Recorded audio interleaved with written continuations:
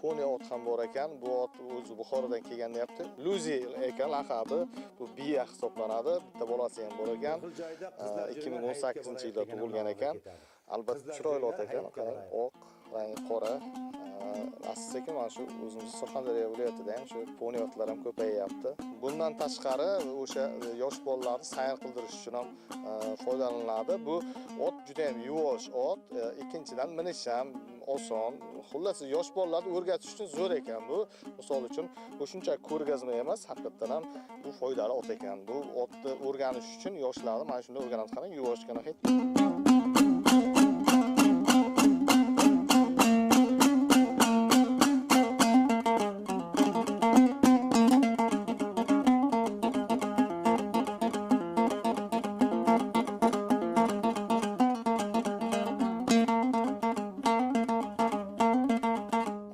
Suhbatimizni Chavandozlar maktabi veterinari bilan davom ettiramiz. Bu yerda shu otlarni parvarishi, ularning salomatligi bilan aynan mana shu inson shug'ullanadi. Assalomu alaykum. Assalomu alaykum. Men Chavandozlar maktabida veterinar vrach bo'lib ishlayman. Otlarni davolab, shu musobaqalarga tayyorlanguncha musobaqalarga chiqishdan oldin yurak urishini, haroratini tekshirib, keyin ruxsat beramiz. Otlarni sog'ligiga qarab, otlarimiz yaxshi hammasi. Otlarda uchraydigan kolik kasalliklar bor, ichak buralib qolish kasalliklar bor. O'shani oldini olamiz, davolaymiz. Hozir bahor fasli uchun yuqumli kasalliklarni oldini olish uchun emlash ishlarini olib bordik. Otlar hammasi yaxshi, qurtlarga dori ichirilgan, teri kasalliklariga qarshi emlashlar qilingan. 23 ta otimiz bor, 4 ta bayta biyamiz bor, 5 ta toyimiz bor, qulun. Qanaqa tekshiruvlar o'tkaziladi bular? Ular hammasi endi tug'ilgandan birinchi qiladigan ishimiz chip uramiz. Pasport olish uchun.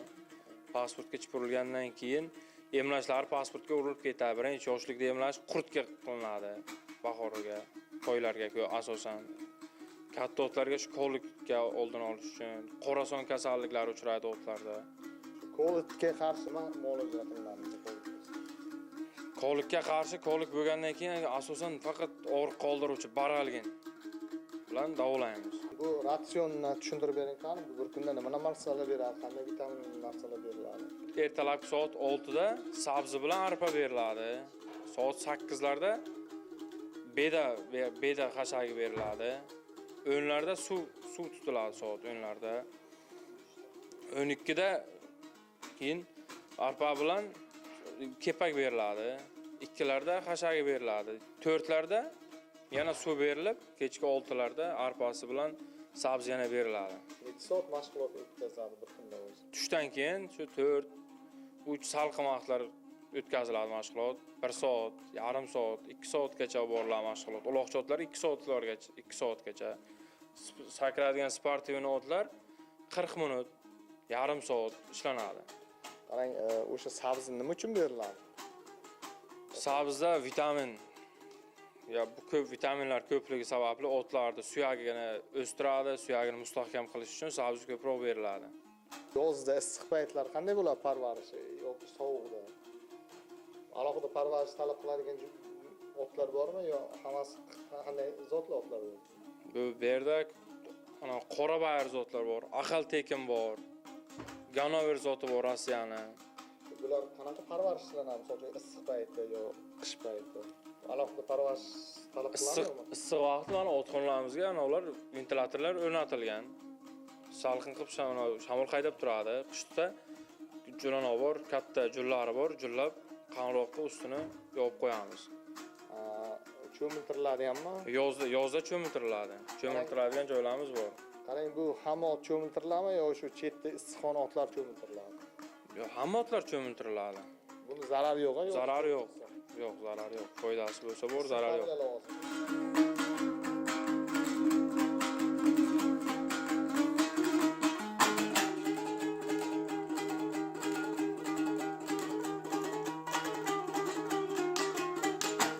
Biz Chavandozlar maktabida sayohatimizni davom ettiramiz va bizga batafsil ma'lumotlarni beradi o'sha Chavandozlar maktabi mas'ullaridan biri. Assalomu alaykum. Assalomu alaykum. O'zbekiston Respublikasi Prezidentining 2021-yil 5-avgustdagi O'zbekistonda yilqichilik, ot sporti, zamonaviy besh kurash, polo sport turlarini rivojlantirish davlat dasturi to'g'risidagi qaroriga muvofiq Milliy gvardiya chavandozlar maktabida jadal sur'atlarda ishlar olib borilmoqda. Milliy gvardiya chavandozlar maktabi tumanlardagi chekka maktablar bilan shartnomalar imzolagan va u yerlarda seksiyalar ochilib, o'quvchilarga trenerlar, chavandozlar reja asosida borib, ham amaliy ham nazariy mashg'ulotlar o'tib kelishadi. Jamoaviy uloq ko'pkari, polo, kankur, ot ustida kurash, temping sport turlari bo'yicha o'quvchilarga mashg'ulotlar o'tib kelinadi. Ipodrom massivida ham seksiyalarimiz mavjud, ya'ni to'garaklar. Bu yerda o'quvchilarimiz kunlik mashg'ulot jarayonlarini olib borishadi va katta musobaqalarga qatnashib, hozirgi kungacha bo'lgan barcha viloyatlarda o'tkazilgan musobaqalarga faol qatnashgan va yaxshi natijalarga erishib kelishmoqda. Biz o'quvchilarimizni har tomonlama qo'llab-quvvatlashga va rag'batlantirishga doim harakat qilamiz.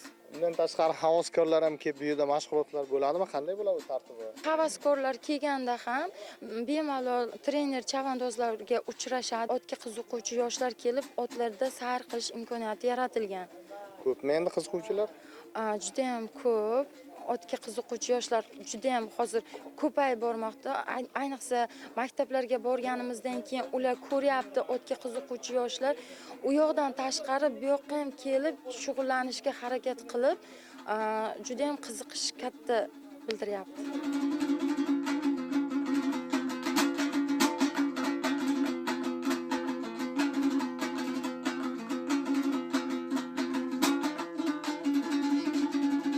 Chavandoz maktabida 2 yildan beri trener bo'lib ishlayman. Otga qiziqib kelyapman 5 yoshimdan. 5 yoshimdan shu otga o'tirib 8 yoshga yaxshi uloq ayirib boshlaganman.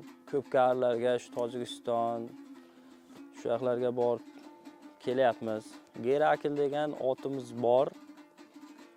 Uni ham shu o'zim tarbiya qilib shu yerga kelganimdan beri 2 yildan beri tarbiya qilib kelyapman.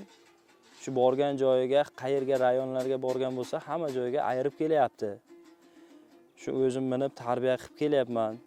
Necha yoshlar oti? U bormi shu? 8 yoshga o'tgan safar ham Qoraqirga olib borganim shu 5ta 5ga o'ynagadi. Surxondaryo viloyati Chavandozlar maktabiga temping degan yo'nalishga bo'yicha hozir ketyapman. Malaka oshirib keldik. Bir oy o'qishga borib chetdan ustozlar keldi, bizga o'rgatdik. Hozirgi jarayonda biz o'qib kelganimizdan maqsadimiz shu o'zimiz shogirdlarga o'rgatyapmiz. Bu qanday bo'ladi o'zi? Nayza bilan bo'ladi, nayza bilan, qilich bilan bo'ladi. Shu ketkincha otni yugurtirib keladi. Po'kak bo'ladi bunanda yerda. Shuni olib kelib, urib ko'rsatasiz. Keyin bo'lsami tepaga limon ilinadi. Shuni otni yugurtirib kelib, qirqib o'tib ketasiz. Tezlikda 5 daqiqa vaqt beriladi. Hammasidan o'tib ketish kerak. Imtihonlardan o'tib kelib, sertifikatlarimizni olib kelib, hozirgi jarayonda shogirdlarga dars beramiz. 5 nafar shogirdim bor, ularga o'rgatyapman.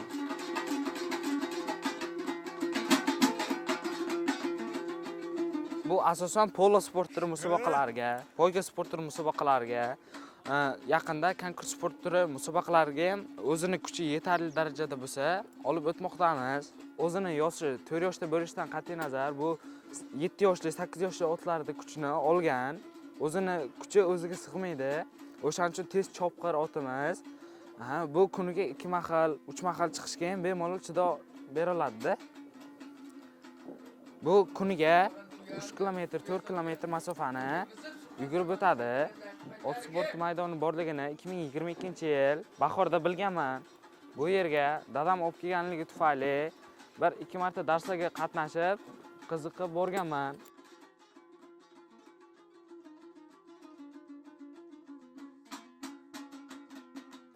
Avval ot nechta bilmasdim, mana shu yerga kelib shuncha o'rgandim.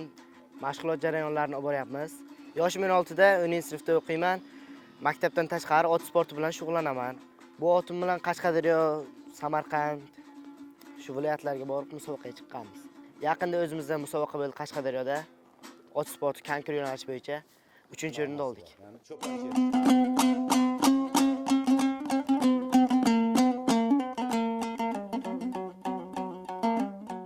Otimning laqabi Shohsulton, zoti Ahal Tekiniz.